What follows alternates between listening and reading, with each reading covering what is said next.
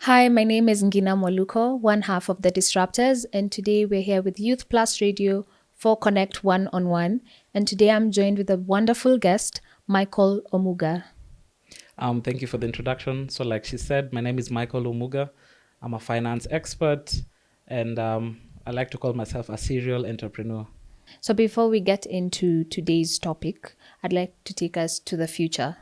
Imagine it's 2035 and you're seated with a group of young African entrepreneurs ready to launch the first tech startup. If you could pitch them one game-changing idea that could transform their whole journey, what will it be and why? One game-changing idea. Cash is king. If you can't pay for it, it doesn't matter how good your story is. Yeah. Okay. Interesting. So now to bring us back to today, what's stopping us from making whatever cash is king a reality today? So we have entrepreneurs who face a lot of challenges in terms of storytelling. So there's a couple of things. For you to be an entrepreneur, you need to have an idea, of course. You need to package it in a way that the internet consumer or someone who's going to invest in it can actually understand it, and then money will flow. So today, one of the biggest issue is accessibility to cash.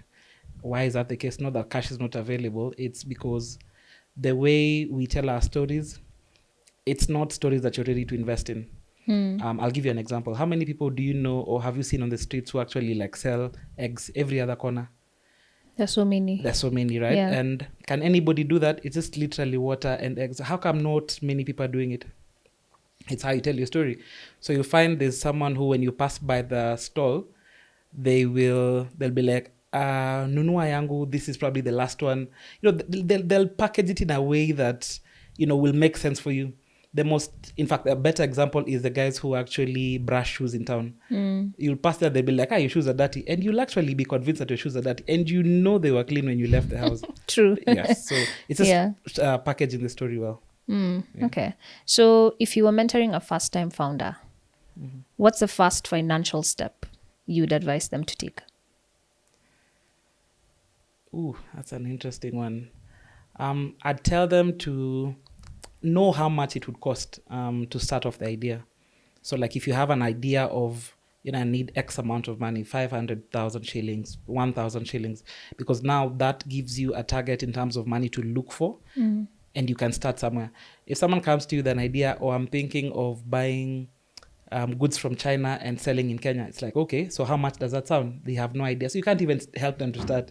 It's like you've not even done your background or your research. Yeah. Yeah. Okay, so let's talk about financial planning and startups. What are the key elements that every startup must have when it comes to their financial journey?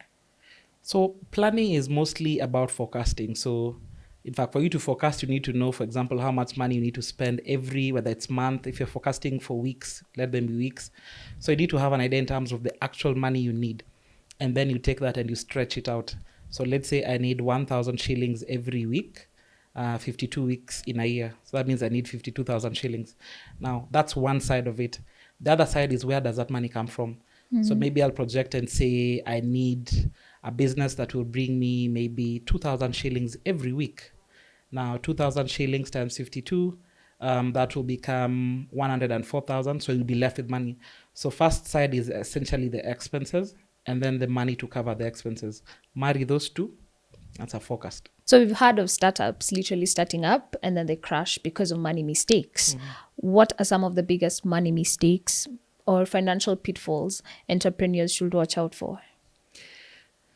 The pitfall would be building a business so that it's built for raising money. So you need 100,000 shillings to start the business. Okay, once you get the 100,000 shillings, then you say, we need investment for maybe 1,000,000 shillings. And then when you get 1,000,000, so you're constantly raising money and you're not addressing the other side of it. Okay, once this business starts off, is it sustainable? In the finance world, we call that bootstrapping. So the biggest mistake businesses make and the startups that don't start up biggest one is they do not bootstrap. So the business itself is not able to sustain itself. And companies that, for example, are bootstrap, even if the idea does not, take off or make sense, what ends up happening is they actually pivot. So a company today, for example, was selling sugar. They're like, this sugar maybe it's not working out. They start selling milk. So you see, if the business is working out, then you can literally segue into anything you want. Yeah. So the one way they can avoid is literally by bootstrapping. Just bootstrap. Yes. If you have extra money, well and good. If you have investment money, well and good. But it doesn't hard to have money in the bank. Okay. Again, like we said, cash is king. Yes. That's true. So for young entrepreneurs who hear mergers and acquisitions or M&A, they just think maybe it's for big corporations and they're a startup, right? What exactly does mergers and acquisitions mean for startups? And when should they start thinking about it? So there's two ways to look at it. And the mentality and the mindset is very different. So you can be the small firm that's being acquired or the big firm that needs to acquire the smaller firm. So let's look at, because the mindset is very different. So if you're a smaller firm that needs to be acquired, you're probably in a couple of, a couple of things are going on. One could be that you need the funding. You have no runway, your money is about to run out. Or alternatively, could also be that you're in a market that is very competitive and your competitor is like cutthroat, is killing you. It's like, hey, we might as well just join them. Yeah. So that's one aspect. Now, the flip side of this is when now the big firm is coming for a smaller firm. And this could be for a couple of reasons. I've seen companies where a company has acquired another because simply they had maybe good technology. That's usually very straightforward. Another one, it's simply because they want to acquire the people in that company. Like you've tried, taking the employees, you've tried, no one is coming. It's like, okay, we might as well acquire that whole company. If they're really that good, then the companies that are willing to do that. So again, it depends on the mindset. What I'd tell entrepreneurs who are looking to do mergers and acquisition is understand why that company you want to acquire, or the company that wants to acquire you, wants that. Once you have this at the back of your mind, things like valuation then stop becoming an issue. Okay. It's like, okay, you need this. This is the price we put for this. Take it or leave it. And it's that simple. So you've mentioned that they need to understand the why behind it all. Yes. What's another thing they can do to prepare themselves, whether they're being acquired or they are the ones doing the acquiring? So finance is very interesting. So there's always skeletons that you will see. There's always, so I'll give you an example. Let's say you're in the logistics industry and you're operating in Africa. This company that wants to acquire is operating in Africa, and they have maybe the headquarters, let's say Kenya. They have another regional office maybe in South Africa. Naturally, you'd think they would need an office in West Africa, right? So if you're a logistics company that is in West Africa, they would easily approach you. So like it's just dynamics, and this changes. Let's talk Kenya, for example. So let's say Kenya, you are tickets. You're selling tickets. You're selling tickets for what? For events. Yeah. Someone takes an event to Mombasa, to Nairobi. Naturally, where will the next one go? Kisumu. So if you're a small company if you're a small company that's doing ticketing, for example, in Kisumu, Eldoret, then naturally you would want to, up your social media marketing, for example. Maybe if they notice us, they will, think about that. Because the biggest advantage of mergers and acquisition is it's easier to acquire usually. Let me emphasize, usually it's easier to acquire as opposed to starting off everything from scratch. Yes. You're an expert, but there's someone who's watching or they're listening and they're like, what is this man saying about mergers and acquisitions? Yes.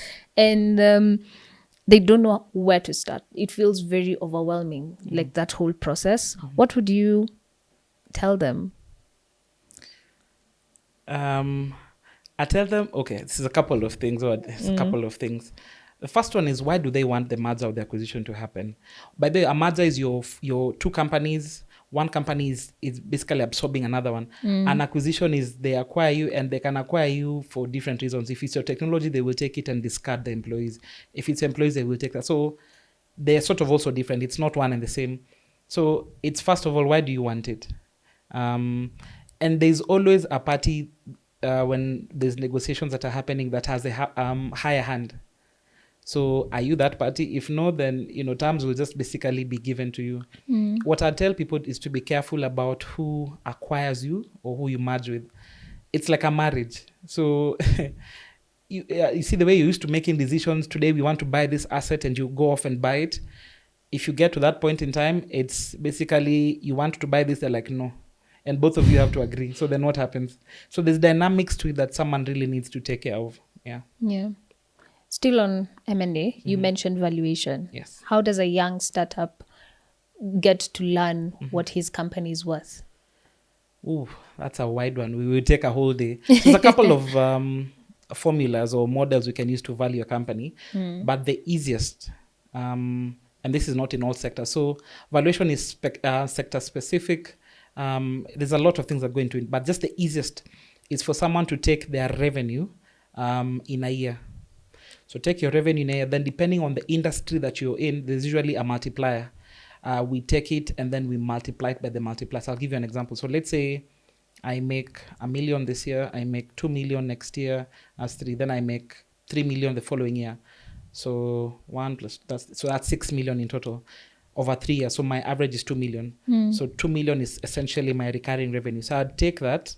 A factor will be calculated. This factor will look at a lot of things. Your staff, your technology, to look at a couple of things. So let's say, for example, this factor will give me 2.5, for example. So I will take the 2 million that I've calculated as my recurring revenue, multiplied by this factor, 2.5. So that will be 2.5 times 2, that will be 5 million. So 5 million will be the value of my company at that point in time. That's just the simplest valuation. And that's valuation that is done based off of your revenue. It can be based off of your assets, which is very easy.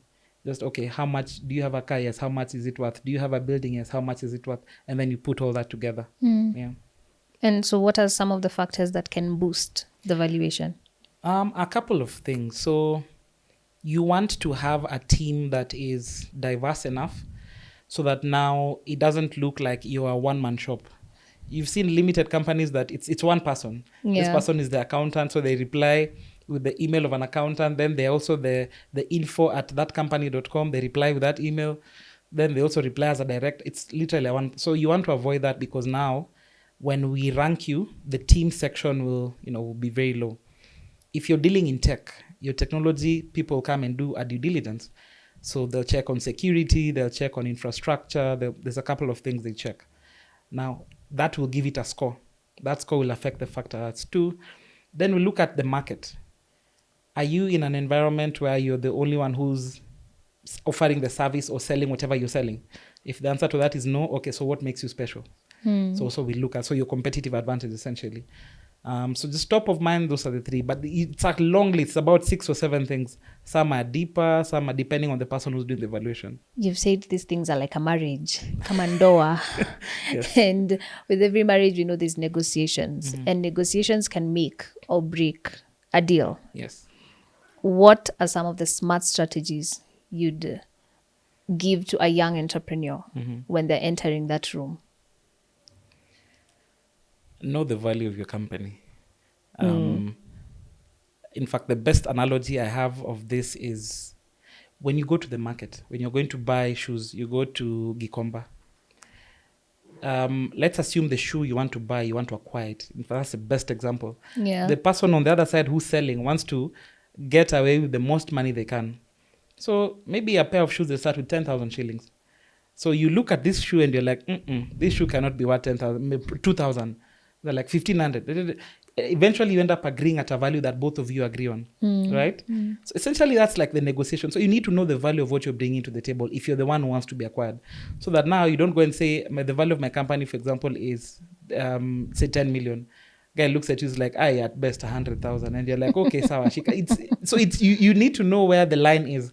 And mostly the person who's on the other side listening in, they will have a baseline of where to start, but they will have an idea of how much it's valued at, because, they'll have done their due diligence and like they'll know what it's worth.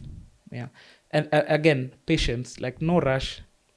You don't have to walk into a room and come out with a deal. Yeah. Some negotiations take months. In fact, most investments and M&A, they take months. So don't expect I'll meet this investor and then he'll cut a check in like a week. Cut a check in a week and then we'll give you 1/10 the value of your company, and then what happens? Yeah. You've already taken because you're desperate. Have you seen any deals go completely sideways because of poor Yes. negotiation? Yes. Names withheld.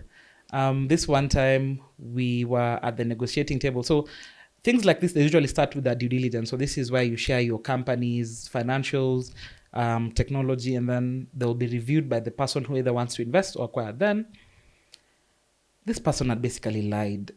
Like it was pure lies. And the lies did not take away from the fact that the company was actually, it had some value in it.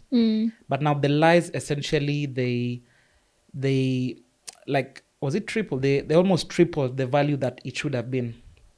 So you get the negotiating table, and of course this person has been given a report. They know exactly what's happening.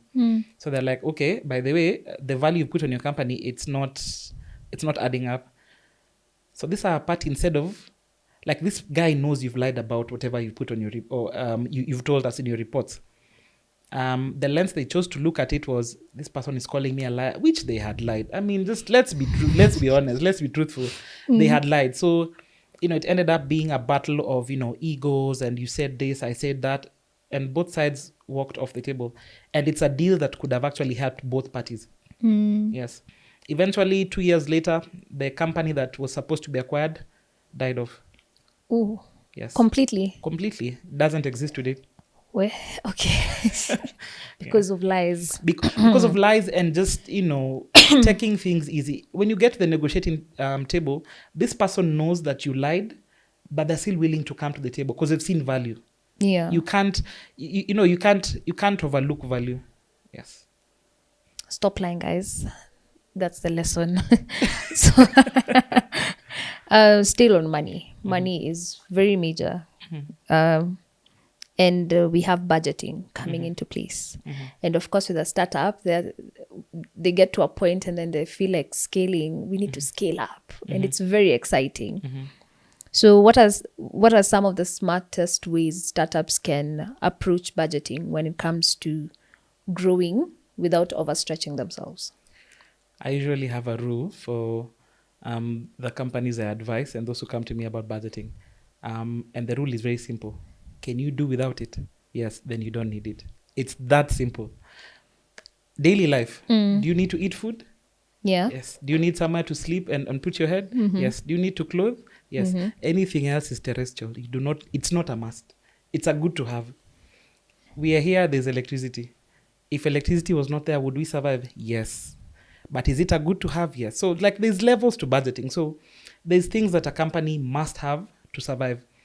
Chief of them, if it's a company that, for example, you need a physical location to like make your product, like your rent is critical. You cannot survive without it. Your supplies are critical. You can't survive without them. Okay. Let's go to good to have. Would it be good to have your employees maybe with wearing uniforms? Not protective gear, uniforms. I mean, it's a good to have, but must they have it? No. Then we have those that are just luxury. Must the CEO have an expensive company car that is paid for by the company? No. So for startups as they're scaling, my idea always is, as you're looking at the budget lines, okay, get it from every department. Let every department say what they need. Okay, come look at it. Classify it or categorize it. Do we need this? Is it a must? Yes. Will we die without it? Yes. Okay, then that one we have to put it on the budget. Then good to have, and then we really don't need it. The idea is to operate as lean as possible. Yes. It's happy. You'd rather have cash in the bank than spend your money. Then now the reverse is happening where you're looking for money to cover your expenses. That's not the way to go. Essentially how Kenya does it. Sorry. Well, okay, so there's budgeting, but also you've mentioned that the different departments that need money. So basically, this startup, there's cash flow happening, right? Yes. And cash flow is everything, even when scaling up, right? What are some key cash flow management practices? The nature of money is, even as a human being, the easiest way to remain with a lot of money is to spend less than comes in. So if you make 1,000 bob and you spend 1,000 bob, you're left with 0 shillings. So key thing, make as much money as possible, spend as little as possible. So that has to do with your receivables and your payables. Then you've seen companies that they really make a lot of money, but then they have issues collecting the money. Because just because you have revenue doesn't mean you have money in the bank. If I owe you a million shillings, I owe you a million shillings. Did you make the sale? Yes. Have I paid you? No. So does it help you? Probably not. So Yeah. how fast you're able to collect your money is critical. That's why nowadays you see there's finance positions like accounts receivable assistant.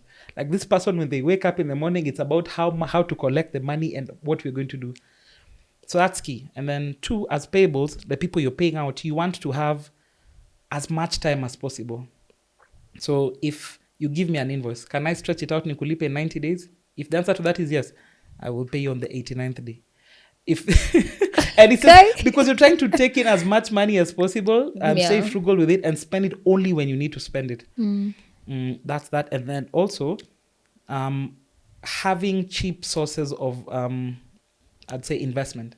So there's debt, there's equity. Which option do you have that is cheap for you? And this depends on the company. And when do you seek it? So for example, if I'm going to look for a loan from the bank because I need to cover salaries for this year, like we've done the budget and we've known the money will not be sufficient for this year, I don't need to take the full amount for the year in January.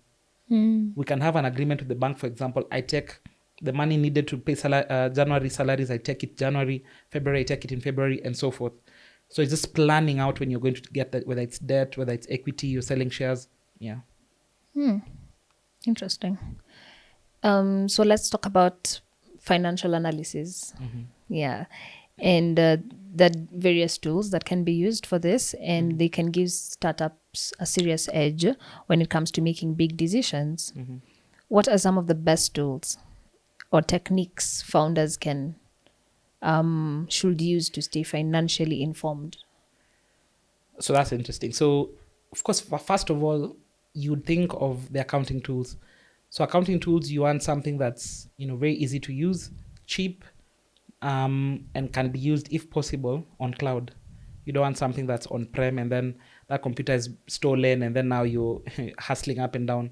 So I'd recommend, the ones that are commonly available. So we have QuickBooks, we have Xero, we have Zoho. QuickBooks mostly because the level of reporting it can do is, at least for me in my experience, is higher than what you'd find with others. And then I think it's cheaper.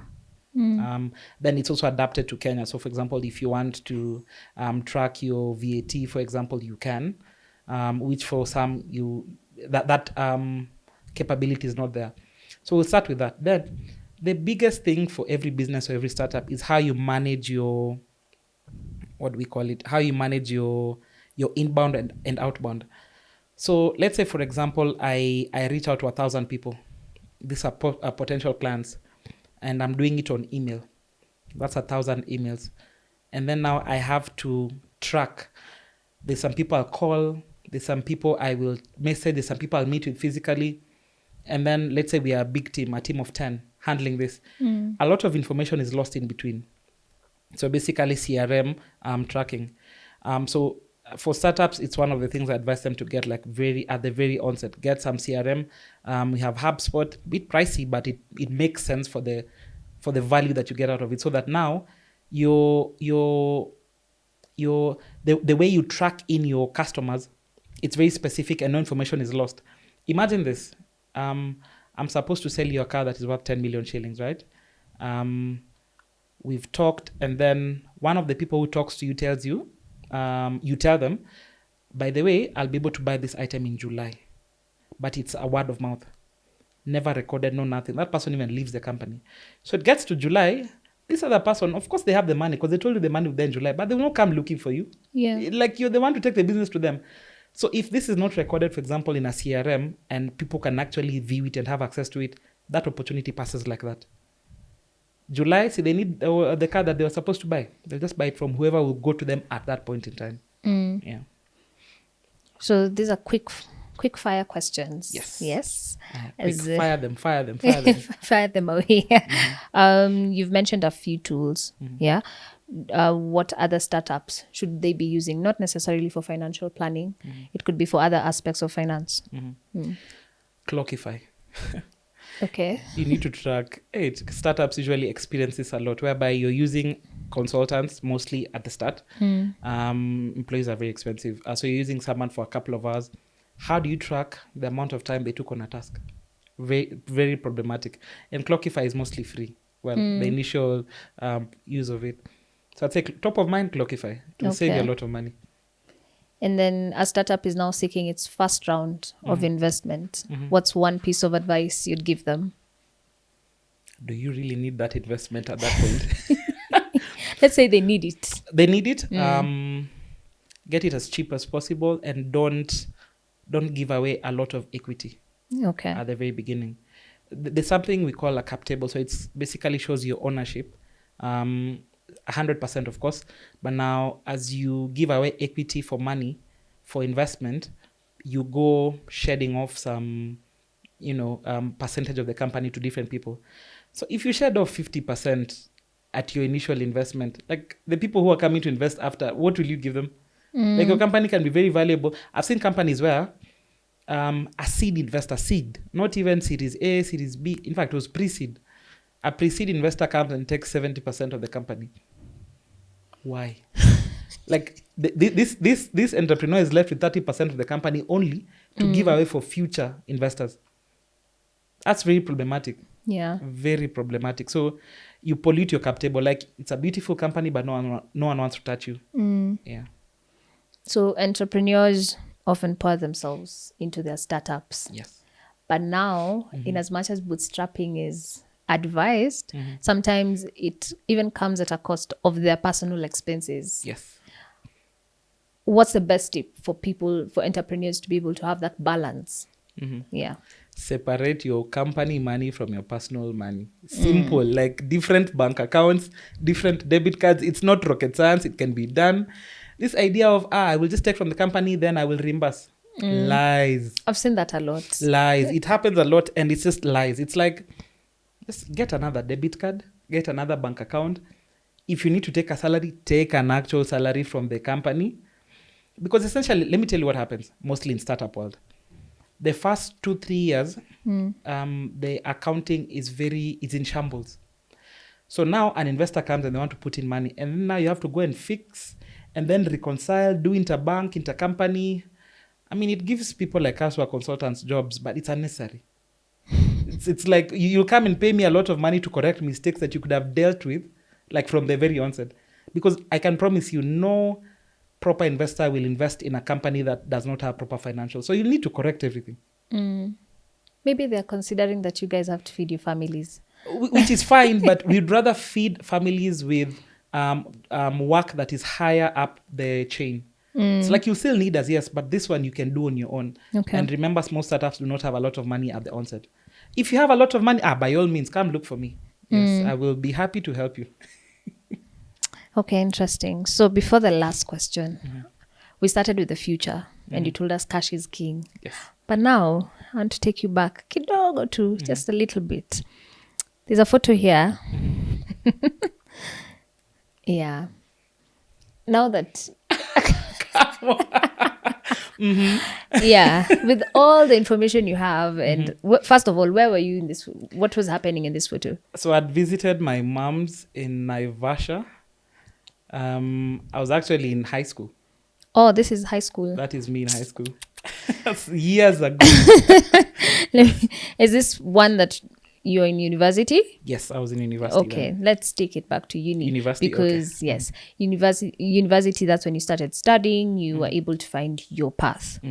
With all the information you have right now, what if you go back and talk to 19-year-olds? Me. Yes. What would you tell them when it comes to startups and financial analysis and everything we've talked about? You will enjoy it. The world needs it. They will keep needing it. Because I had questions around why I picked finance. So I just tell myself, like, you'll enjoy it. It's a market that is very wide. The world needs it. So go ye. Oh, and I'd also tell myself to finish the CPAs, the CCAs, CFAs, mapema, like as early as possible. Because the knowledge that they give you is very pertinent, and it helps when you have the knowledge and then you go into the field, and then now you're applying the knowledge that you're taught. as opposed to vice versa, where now, okay, you go into the field, you're like, okay, there's something I need, then you go study it and then come back. Yeah. So I'd do it the other way around. So I'd study, then go into the field and I'd be like, oh, I studied this, now I'm applying it. Okay. Yeah. So you'd advise even a finance student right now to finish all those courses All you at have once? to do, all you have to do is study. Like, what are you doing the whole day? Like, you have morning, you have evening, you have night. Like, just study. Like, and it will save you a lot of time. Picture this: in Kenya, we have upwards of 200,000 accountants graduating every year. So, what makes you stand out? You've just done your bachelor degree in accounting. How many have graduated? 200,000. Are 200,000 people retiring? Probably not, because accounting is a profession you can do till you're very old as a consultant. As long as you can read and write, you can still do it. So make yourself stand out. Okay. And some of the ways is by doing the courses you've mentioned CPA, ACCA. ACCA is global, right? ACCA is global. CPA is global, but every country has a different set of exams. ACCA, you do the same exam across the world. Okay. Okay. The other thing I'd tell people is, when you're in university, there's no door you can knock that will not be opened. When I was in university, I worked in 3 different places. I literally would walk into the door and tell the person, by then I'm looking for an internship and I'm ready to start on Monday. They'd be like, okay, come, start on Monday. That favor goes out the window the day you graduate, like this. Out the window. You can't do that as a graduate. Because you're many. Offering an internship, they'll offer you an internship for like 2-3 months. Yeah. If you're a good fit, they will keep you. But now you go and tell someone as a graduate, how many of them will take you in? Probably not. Yeah. Interesting. Okay. Now the last question. We started with the future and you told guys cash is king. Yes. What's the golden rule for the young entrepreneurs starting out?